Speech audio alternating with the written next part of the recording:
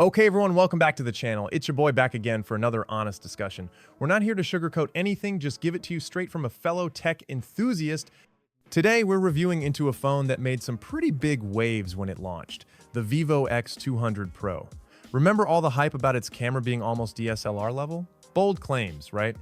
Well, I've been using this phone as my daily driver for the past 2 months to see if it lives up to all that talk, and more importantly, if it still holds up now heading into 2025. Before we jump in, let me just say I'm not a professional photographer, just a regular person who appreciates good tech, especially when it comes to capturing memory. So, I'm approaching this review from a user's perspective, just like many of you watching. Have any of you guys used a Vivo X series phone before? What are your initial thoughts on the X200 Pro, especially that camera module? Let me know in the comments below. I'm really curious to hear your takes. Alright, let's start with the feel of this thing. Picking up the X200 Pro, there's no denying it's a premium device.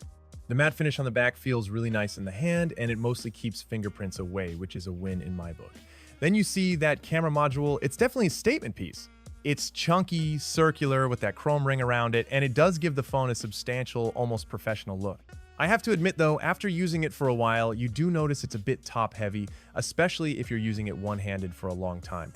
Now, flipping it over, the display is gorgeous. It's a curved AMOLED, and honestly, everything just pops on this screen.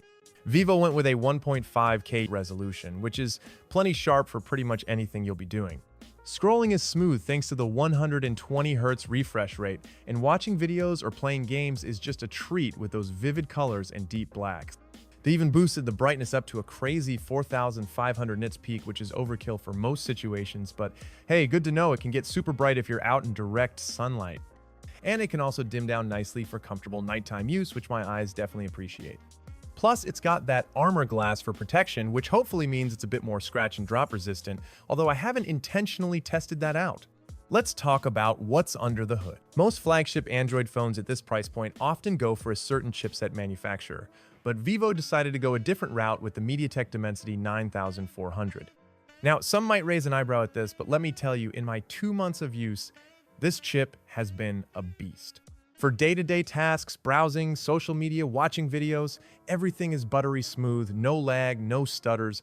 Multitasking is a breeze thanks to the generous 16 gigabytes of RAM. I've thrown pretty much everything at this phone, from heavy photo and video editing apps to demanding games, and it's handled it all without breaking a sweat. Gaming, you ask? Yep, even titles like Genshin Impact and Call of Duty Mobile at maxed out settings run flawlessly. Even after long gaming sessions, the phone gets a little warm, but nothing alarming. For casual games like Subway Surfers or Candy Crush, it's just pure overkill in the best way possible, of course. So, performance-wise, the X200 Pro definitely punches above its weight. Software is always a talking point, and the X200 Pro comes with FunTouch OS 15 based on Android 15. Now, FunTouch OS has had its reputation in the past, let's be honest. But I have to say, this version is surprisingly refined. Vivo seems to have really listened to feedback because the animations are much smoother, the UI feels cleaner and more modern. It's still FunTouch OS, so it's definitely got its own vibe, but it's a much more polished experience than I've seen before. Customization is still a big focus here. You can tweak pretty much everything from icons and widgets to animations and call screens. If you're someone who likes to personalize their phone, you'll have a field day with this. Vivo has also packed in some AI features like AI Photo Enhance and AI Erase. AI Photo Enhance is actually pretty cool for breathing new life into older, lower quality photos. AI Erase, I found, is a bit hit or miss. It still needs some work to be truly seamless. They've also got things like live call translation and Gemini Assistant, which are interesting but feel a little bit like first-generation implementations that will probably get better with time. On the update front, Vivo is promising up to 4 major Android upgrades, which is fantastic and really helps with future-proofing. Battery life is crucial, and the X200 Pro packs a large 6,000 mAh battery in the global version anyway. In my real-world usage over the past 2 months, this phone easily lasts me a full day, even with fairly heavy use. Lots of social media, some gaming, and plenty of photo taking. On lighter days, I can even stretch it into the next morning. And when you do need to charge, the 90-watt fast charging is incredibly quick. You can get from 0 to full in a shockingly short amount of time, which is super convenient. It even supports wireless charging, which is a nice bonus. So, what's it actually been like using the X200 Pro for 2 months? Honestly, it's been a really enjoyable experience. The phone feels premium, the display is beautiful, and performance is top-notch. But for me, and I think for many of you considering this phone, it really comes down to the camera. And let me tell you, the camera system on this thing is legitimately impressive. I've taken it everywhere, from everyday snapshots to more deliberate photography, and it consistently delivers fantastic results. The speed of image processing is noticeably fast. There's virtually no lag between shots, which is something I really appreciate. Let's dive into the camera. Vivo has really pushed the boundaries here, especially with that 200 MP telephoto lens. We're talking about a triple camera setup co-engineered with Zeiss, and it shows. You've got a 50 MP main sensor, a 200 MP telephoto with 3.7x optical zoom, and a 50 MP ultra-wide.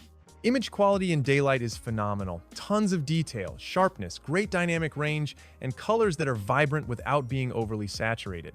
Low-light performance is also excellent. The phone manages to retain a lot of detail and minimize noise. The real-time image processing is just the icing on the cake. Now, about that zoom, the hyperzoom feature is pretty wild, going all the way up to 120 times digitally. Realistically, anything beyond 20 times gets a bit painterly, let's say. But up to 20 times, it's genuinely impressive, especially the 3.7x optical zoom. It's fantastic for portraits and getting closer to subjects without losing quality. Vivo has also nailed the focal lengths here. The 85mm equivalent zoom is perfect for portraits, and the super close-up 135mm mode lets you capture some really nice depth of field. Portrait mode is excellent, with realistic background blur and post-shot adjustments to fine-tune the bokeh. Even in dynamic scenes, like capturing moving subjects, the focus is quick and accurate with convincing background separation. The updated Super Landscape mode is also a standout, especially for capturing the moon. It's something I haven't seen other phones do quite as well. Video performance is also top tier. It shoots up to 4K at 120 FPS and supports Dolby Vision HDR across all rear cameras. The 85mm telephoto lens produces almost DSLR-grade video in good lighting with rich colors and sharp detail. Low-light video is also surprisingly stable. They even included LOG video recording with LUTs for those who want more control over color grading, making it genuinely capable for more professional video work.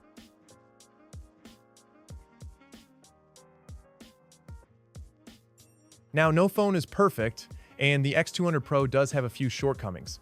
The price is definitely on the higher side, which might put it out of reach for some. FunTouch OS, while improved, might still not be everyone's cup of tea. It's got its own quirks, and if you prefer a super clean stock Android experience, it might take some getting used to. The top-heavy design, while stylish, can be a bit noticeable, and as I mentioned earlier, some of the AI features still feel a bit like works in progress. Also, while the extreme zoom is impressive on paper, image quality does drop off significantly beyond 20 times. Finally, the front-facing camera has fixed focus, which is a bit surprising at this price point. So, after 2 months with the Vivo X200 Pro, what's the verdict? Overall, I'm genuinely impressed. This phone is a powerhouse, especially when it comes to camera performance. If camera quality is your absolute top priority and you want a phone that can rival even some DSLRs in certain scenarios, then the search really does end here. It's a premium phone that delivers on pretty much all fronts, excellent performance, a stunning display, great battery life, and a truly exceptional camera system. Now, is it worth buying? That's a great question. Technology moves fast, but the X200 Pro is still a very capable phone. Its camera system is still top tier, performance is blazing fast, and the 4 major Android updates promise future-proofing. So there you have it, my honest thoughts on the Vivo X200 Pro after 2 months of use. It's a phone that lives up to the hype in many ways, especially in the camera department. It's not perfect, but it's a seriously impressive piece of tech. What do you guys think? Did I miss anything? Are you considering picking up an X200 Pro? Let me know in the comments below. I always love hearing from you. And as always, if you found this discussion helpful, give it a thumbs up and consider subscribing for more honest tech reviews. Thanks for watching, and I'll catch you in the next one.